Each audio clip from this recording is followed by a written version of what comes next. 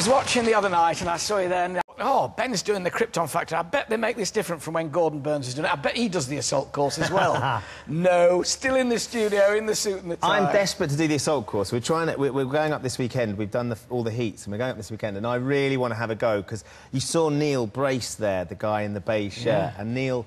He was shattered at the end, quite dramatically. Yeah, they had to sort of get him some help to help him breathe. He wasn't... No one is expecting it to be quite as dramatic and as hard as it was. But you're quite fit. I mean, you, as well as, you know, being a drama student and learning all that, you were in the South East of England under-16 and under-18 football team. Yeah, I've played a lot of sport. I've always kept myself very fit. I think it's one of the ways that I can cope with the hours, the early morning starts and all that sort of stuff. You don't need as much sleep if you keep yourself fit. But that's why I'd love to do this Krypton Factor assault course. And it just looks great fun, all that mud and all that dirt. Had you watched it as a kid? I loved it as a kid. I think it was one of the few programmes that we used to sit around as a family.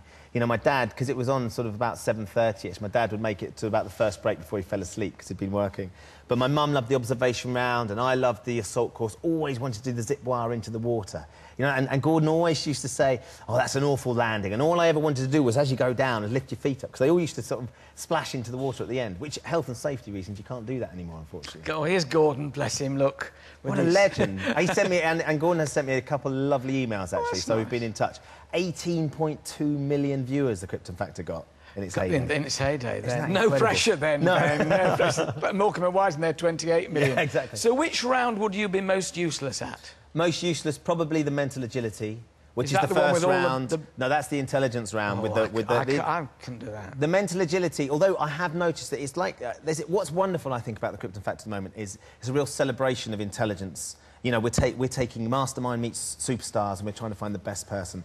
And in a time when we're sitting around and we enjoy entertainment in the jungle or in the Big Brother house, and I love that as much as everybody else, what we're getting is people that have real talent, they have a logical mind, they're real thinkers, business thinkers, and they're celebrating that ability. And I bought my wife, I'm sure lots of people have got the brain trainer on the Nintendo DS. Yeah. And we've been doing that all over Christmas, trying to lower our brain age and our mental arithmetic, which is hopeless. I have no problem in lowering my mental age at all. It's stuck at 9 for years. But that's the thing, that's the round I find fascinating. But the one that I think is compelling to watch is the intelligence round with these extraordinary puzzles. With that, I couldn't do it. I thought, well, where do you go? I saw somebody the other day, I read in the paper this morning about this man who's just solved the Rubik's Cube after 28 years. I still haven't. But I saw somebody with it at the airport the other day and I thought, put it away. What a terrible I made life. the classic mistake as a kid of moving the stickers. And then you see the stickers, you can never do it again. But I had made one on the side, and my friends were very impressed.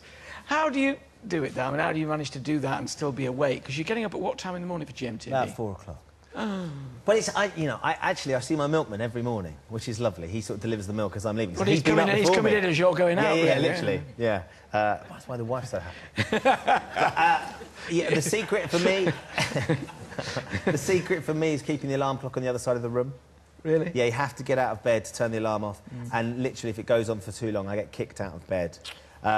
Turn the alarm off, get into the shower and get out as quick as possible. Once you get to work, it's fine, because it's 24 hours, you know, there's people there all the time. So you get in and people are having their dinner, so you'll walk in and someone will be eating a curry or having, you know, that sort of thing. Yeah. There's a great atmosphere, brilliant team that make the show as well. Well, also, it's the fact that no 2 days are alike. It's like this one, really, because it's live, because, you know, well, most of them are live and mine. And it's great because you don't know who's coming on next. Keeps you on your toes. I'd been at a wedding yesterday evening. Our friends Lee and Rachel got married, a beautiful wedding in West London. I was driving home about 10:30, so it was really quite late, and I was speaking to my producer. He said, right, so the Prime Minister's coming in tomorrow morning, and so you're talking to him at 7:10. The Prime Minister's coming in tomorrow morning, you're telling me now.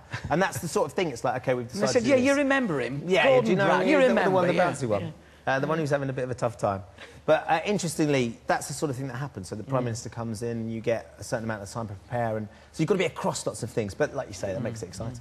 Now, the Krypton Factor is, it's all about setting enormous challenges. Yeah. So we thought we'd set you an enormous challenge. It's tough contestant work, you know. We're turning the tables on you because... Are you going to test my mental agility? Well, no, you're going head-to-head with me. Oh, that's really... Alan's 59, but has he got the Krypton Factor? He's a gardener, 5'8" and weighs 11.5 stone, and his inside leg is 31 inches. Really? Up against him is Ben Shephard. Now, Ben is 35, so he's got youth on his side. He's a TV presenter, and he's 6'5". You sure about that, Ben? He's 12.5 stone, and his inside leg is really massive. He's 34 and he's not... If he's 6'5", I'm 6'2". When they said, what are your vital statistics, I said all those, I thought, they're never going to believe me. I got me 6'5". How exciting. Well, look, this is a real teaser because we're going to be playing... Can you just very ease carefully? Ease that up. We're going to play Kaplunk. This is my boy's favourite game. I've never played it before, I can honestly say that. We've got 10 seconds. This is the 70s version as well. This isn't the new version. This is the old school version. This is a retro show. We've got 10 seconds to remove 3 sticks, and whoever drops the most marbles in the tray, whoever loses their marbles most, is the loser. So 3 sticks, only 3 sticks. Time, 10 seconds starts now. Come on, mate. Come on, mate.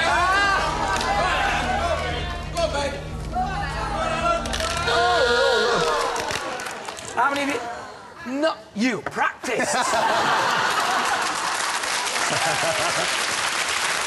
I tell you, it's my son's favourite game.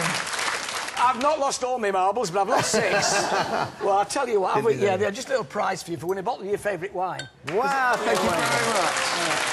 That's really, really lovely. Thank you. Thanks very much. Krypton Factor's on Thursday at 7:30 on ITV1. My thanks to a great sport. Damn him. Deserves a bottle of his favourite wine. Ben Shephard, thank you. Thank you, that's lovely.